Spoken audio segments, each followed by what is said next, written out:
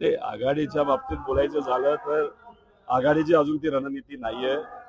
पण देशातले युवा ज्यांनी नीटच्या बाबतीतले खूप मोठं आंदोलन या देशामध्ये उभं केलं होतं आणि ज्या आंदोलनाला बघून केंद्र सरकारचा अहंकार त्या ठिकाणी मोडला गेला होता, त्या युवांच्या संघटनेने आता निर्णय घेतलेला आहे की आपल्याला ईव्हीएम बद्दल एक आंदोलन त्या ठिकाणी करावं लागेल. पण सुरुवात करत असताना त्यांनी एक प्रश्न विचारलाय की आता ईव्हीएम बद्दल आपलं मत काय. आणि खाली जर आपण वाचलं तर सगळ्यांचंच मत आलंय ईव्हीएम हे लोकशाहीच्या विरोधात आहे, संविधानाच्या विरोधात आहे. त्याच्यामध्ये अनेक लोकांना कन्फ्युजन आहे आणि लोकशाहीमध्ये कन्फ्युजन हे कधी त्या ठिकाणी योग्य नसतं. जर कन्फ्युजन असेल तर लोकांना विश्वासात घेऊन जसं पूर्वी तिथं चिठ्ठीवर त्या ठिकाणी आपल्याला बॅलेट पेपरवर तिथं मतदान केलं जात होतं, तसंच मतदान केलं जावं असं युवांची मागणी आहे.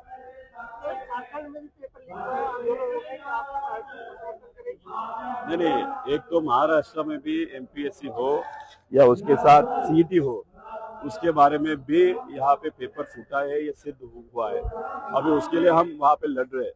तो इसीलिए ये जो एमपीएससी हो या गवर्नमेंट की एग्जाम्स का पेपर हो या सीईटी का पेपर हो, वो अगर वहाँ पे लीक होता है तो वो जो कॉमन मैन होता है, उनके जो बच्चे होते हैं, उनको वहाँ पे तकलीफ होती है. जो पैसा जिसके पास है उसको ही वहाँ पे अच्छे मार्क्स आते हैं.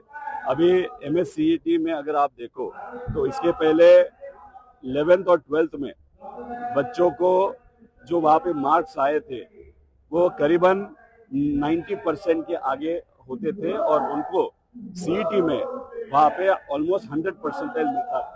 लेकिन लास्ट 3 सालों में अगर वहाँ पे आप देखो तो जो 90% मार्क्स 11th और 12th में जो बच्चों के मिलते थे वो अभी कम होते हुए 40% तक वहाँ पे आए हैं. जो अभी 10th 11th और 12th में अगर उनको 40% वहाँ पे मार्क्स मिलते हैं और सीईटी में उनको अगर 100% मिलता है तो डेफिनेटली कहाँ ना कहाँ तो भी कुछ ना कुछ तो गलत सीईटी में हो रहा है. वहाँ पे करीबन 10-12 लाख विद्यार्थी वहाँ पे एग्जाम देते हैं. उनका जो ड्रीम होता है या उनको जो अच्छे कॉलेज में जाने का इच्छा होती है वो वहाँ पे पैसा और भ्रष्टाचार आने के कारण वहाँ पे सिर्फ पैसा वालों का वहाँ पे अच्छा हो रहा है, लेकिन नॉर्मल लोग कॉमन मैन का वहाँ पे नुकसान हो रहा है.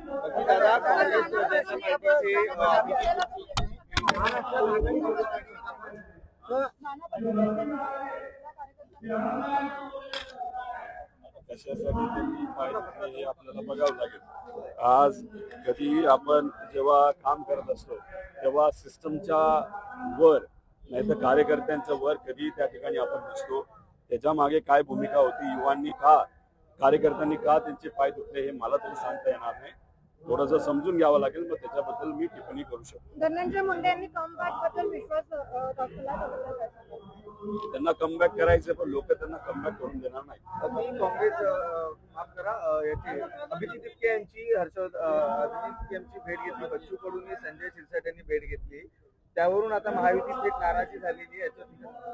आता खरंच ते स्वतःच्या डोक्याने तिथे गेले होते त्या एकनाथ शिंदे साहेबांनी त्यांना पाठवलं होतं, नंतर नाराजगी व्यक्त केली, हे आपल्याला तरी तिथे सांगता येणार नाही. तर राहिला प्रश्न अभिजित तिपकेंचा, ते न महायुतीच्या कुठल्या पक्षामध्ये न भाजपमध्ये त्या ठिकाणी जाणार आहे.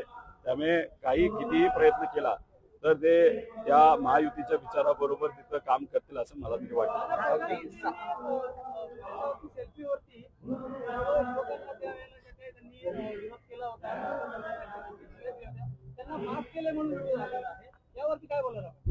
हे बघा तिथं जे काय तिथं हे झालं होतं, मुलांना तिथं मारण्यात आलं होतं, लाठीचार्ज झाला होता, खेळ्यांनी मारण्यात आलं होतं. बीजेपीचे कार्यकर्ते, पोलीस सोडा, बीजेपीच्या कार्यकर्त्यांनी सुद्धा युवांना तिथं मारहाण केली होती. पहिलं या सर्व नेत्यांनी अमित शाह साहेब असतील, मोदी साहेब असतील, युवांची तिथं त्यांनी दिलगिरी व्यक्त केली पाहिजे. सुरुवात तिथून होऊ शकते. फक्त सोशल मीडियावर एखादी रील चालावी म्हणून त्यांनी तिथं एखादी भावना व्यक्त केली असेल तर हे तुम्ही जर बघितलं असेल, युवांनी त्यांना परत एकदा सोशल मीडियावर तिथे ट्रोल केलं.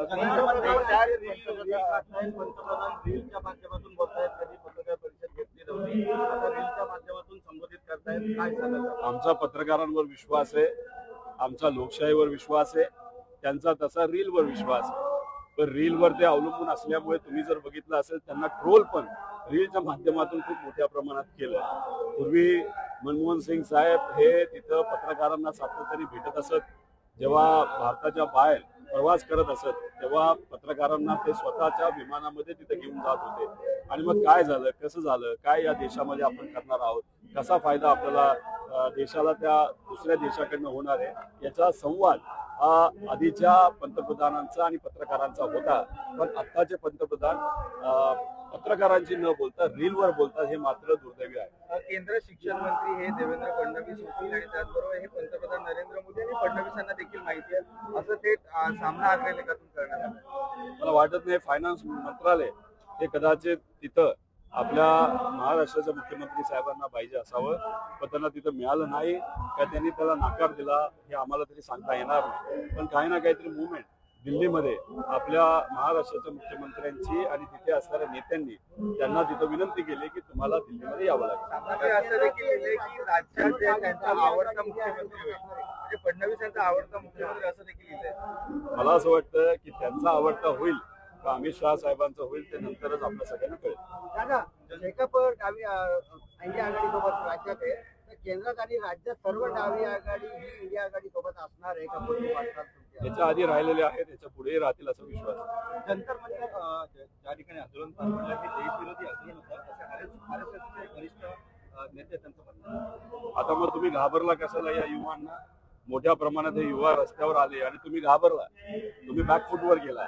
मग कुठं ना कुठं तरी या युवा शक्तीला तुम्ही घाबरला. आणि आता जेव्हा युवा शक्ती आता आपापल्या घरी गेलेल्या आहे तेव्हा तुम्ही आता धीटपणा दाखवत त्या युवांवर जर बोलत असाल तर त्याला धीटपणा आपण म्हणत नाही, त्याला घाबरूटपणा आपण नक्कीच तिथं म्हणू शकतो. अभिजित टिपके आहेत हे बाहेरगावी शिकले, अमेरिकेत शिकले, त्यांचा खर्च एवढा कसा यासाठी एक आयडिया देखील टाकण्यात आलेला आहे. अभिजित टिपके यांचे वडील एक कनिष्ठ अभियंता आहे, त्यांचा पगार 65 ते 70,000 आहे. बाहेरगावी गेले. बघा, तुम्ही ज्या मोठ्या कलाकार त्यांचं नाव मी विसरलो, त्यांनी युवांबद्दल आणि महिलांबद्दल भाजपच्या खासदार तरी अतिशय खालच्या लेवलला जाऊन तिथे स्टेटमेंट केलं.